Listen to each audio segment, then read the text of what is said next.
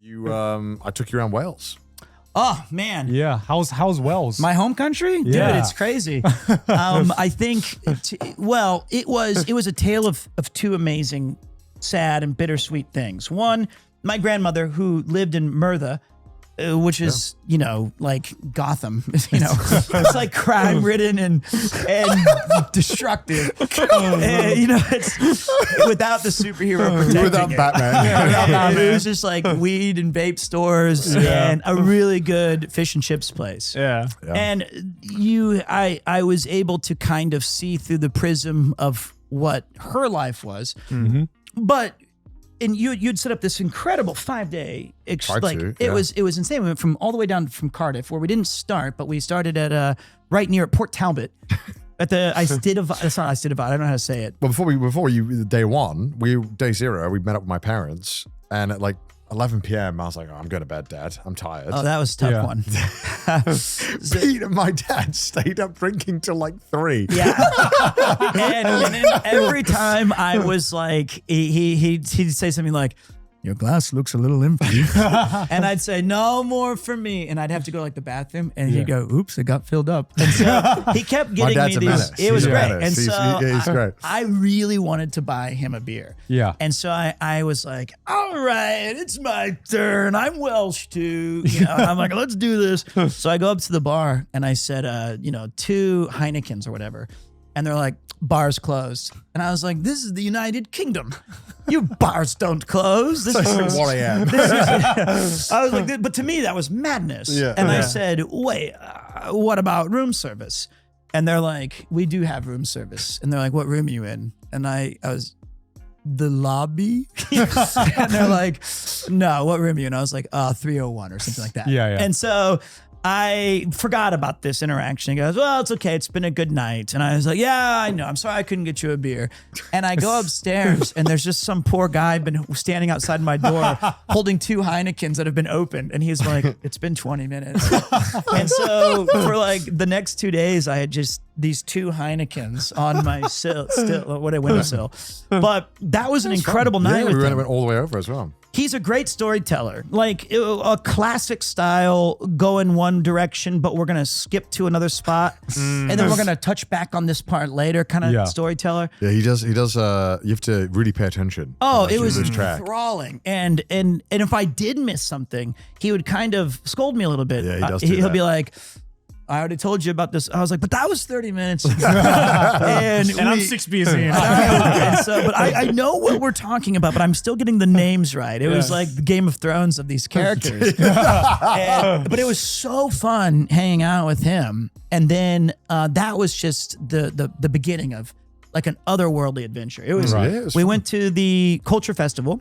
Yeah, we went to like a Welsh Culture Festival. It was really fun. Where Going interviewed by the BBC. That's right. Yeah. He went on the BBC proper. Yeah, I know. He was on like viral. Hell yeah, dude. America's most enthusiastic Welshman. I hate to break it to them. I've been here for 15 years in Japan, but like I'm a man of no nation. But we had that experience. And then the bittersweet part, which I give a lot of credit to Ian and Paul and of course to Connor.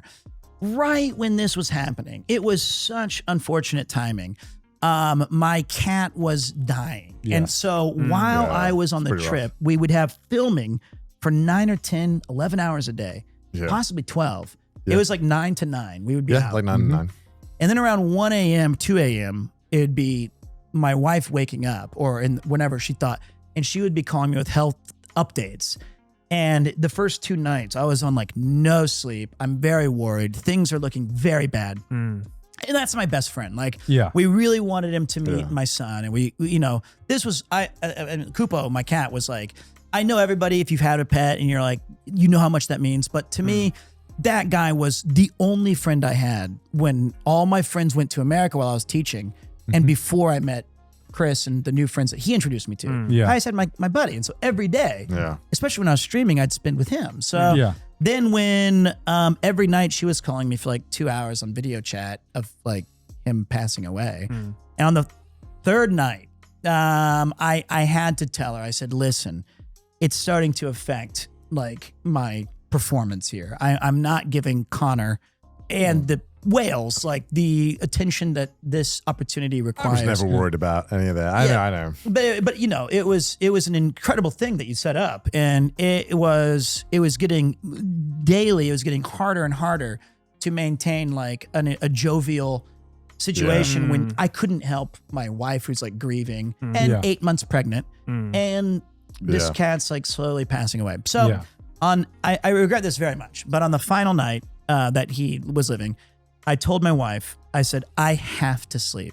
If I don't sleep tonight, we have like this whole 12-hour day tomorrow, and I gotta be sharp. And I was like, only call me if it's an emergency. I'm so sorry. And I had to put my phone away because she was like beside herself, and she understood. She was like, I understand.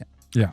That was the night he passed. And I woke up the next day, and I was trying really hard to put on it. And I don't think the viewers could ever tell. Like, I don't think anybody could see it. Credits to you. You brought your A game. Well, it's sad because if I could go back with a little bit of time and distance and I never really got closure, because when I got back, you know, while we're on this boat, we're looking over the most impressive aqueduct in the world. Yeah. And I'm like having to choose like a funeral photo for this beloved pet.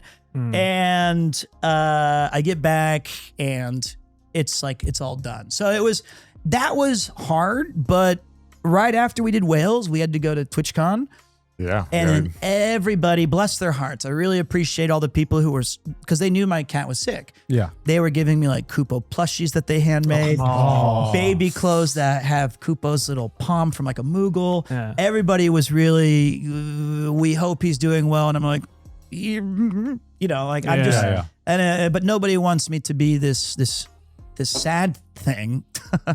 So it was just tough timing because he got sick during the cyclotron. I had to go back for a day. Yeah, I remember. Yeah. So it was in that 1 month. I was like a curse to you. I'm so sorry. I'm never going on a trip again. My God, you know, so things go wrong when I go on a trip. So it was tough. But like the Welsh part of it did ground me in a very unique perspective that I have so much to be thankful for, right? And like how incredible this opportunity is that I would have never had. And it actually awoken something in me now that I have this wanderlust. Like, I'm like, I wish I could, no, I don't. I love my son and my wife, but like another part of me wishes I could be like the Count of Saint Germain and wander the world and tell embellished stories. And people are like, what a curious man.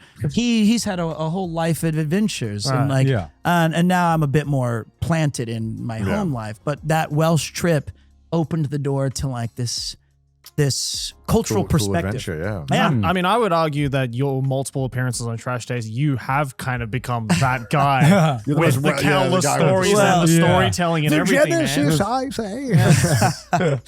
But it's been a bit less. And I was telling my wife, I was like, she's like, well, what's new? And I'm like, nothing. I have no new stories. Right. And you know what? That's fine. That's fine. That's young Peter just couldn't understand a twinkle in his eye. But, it's been that was an amazing trip, and that was in May. Yeah, and into the end of May into June. But Wales, the way you described it, I was expecting just marshes.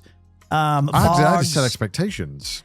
But the sheer beauty of its plains and mountains and greenery were stunning. And the also stunning is the complete lack of any sort of 5G network in the whole country. I mean, that's just the UK. I can't believe it. You guys had the Industrial Revolution and stopped right there. You were like, I tried doing an IRL stream in England once. You did? In Brighton. Wait, when? It's like fucking years ago. Oh, wow. And he just kept cutting out. Who's doing that in modern day Wales? Yeah. It's insane. And I feel like your guys' food system and progress stopped in 1702. It was like gherkins, cheese, and bread is a fine meal. And then like, that's it. Like we've never advanced. What about melting the cheese? No. There's too much effort in there. And then like you guys built the trains in King's Station and whatever. And these incredible venues, Big Ben. And then you're like, that's enough. Let's just not progress any further. With Pete. So I'm waiting for the UK to have its return to glory with Sure it will. 5G or 6G. That's what I'm waiting for. We'll never get it. But that they was keep never burning gonna them- get They it. keep burning them down. But they think there's some kind of, they don't know what the tower is. They're like, get rid of it. And I learned that Edward I just did uncanny amounts of progress in Wales and just he built 14 unfinished castles. It's not Edward the Edward the First. Third. It was the third. Yeah.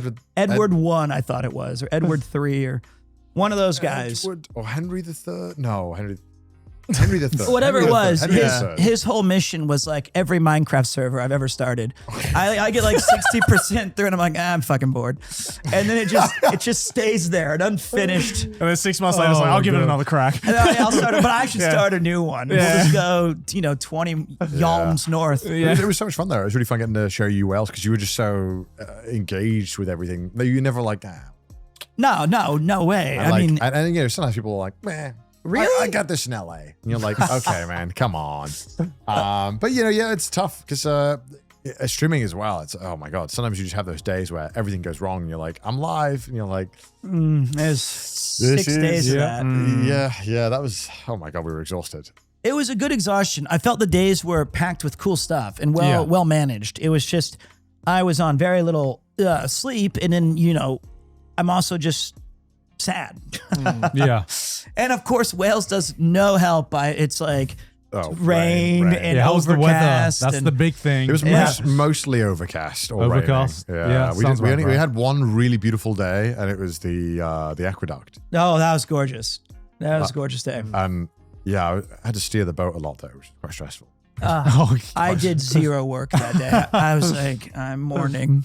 He was like, I think you're lazy. I'm like, No. yeah. So we rented this boat, and I just didn't think like, we should, like, they didn't tell us that we should probably bring our own food. Oh, So yeah. we didn't have any food or drink on this boat that was completely self-catering. We're like, shit. The whole day, and we got like nothing. And it's the one time I've seen Ian, our trusty, reliable point man, who was incapable of steering this boat. The boat was hard to steer. He was like playing pinball with the sides of the aqueduct. And then he's like, I normally don't say this, but I'm a little uncomfortable. And so he was like, you can't reverse in a direction. You can only reverse back. Right. You can't steer it while reversing. Okay. So it's quite annoying. 'Cause you have to like it's and then It's like that obviously scene in Austin Powers. Yeah. but then there's only the tunnels are only one way. Yeah. So at the tunnels you have to like decide if you're going or they're going. It's very very So stressful. I remember you telling us about it. It sounds Really stressful. Sounds very stressful. Yeah, but really fun. Yeah. And then we went to like the most amazing restaurant ever. Like the, 39 God. courses. yeah, go ahead. 39. Oh my God, I want to go. I want to. Man. Fuck, I need to go. It there. was immaculate. I was salivating so much that the chef gave me the sopping grease napkin because he overheard me saying, I will eat that shit. And he served it to me. And honestly, it's the best smelling thing. Just that napkin that collected the beef drippings of the chicken neck. The duck so fat or good. whatever. Whatever it right? was. Yeah. Oh my God. I would, Heaven. it was the best. It was, Damn, I'm it was so a hungry fine now. meal.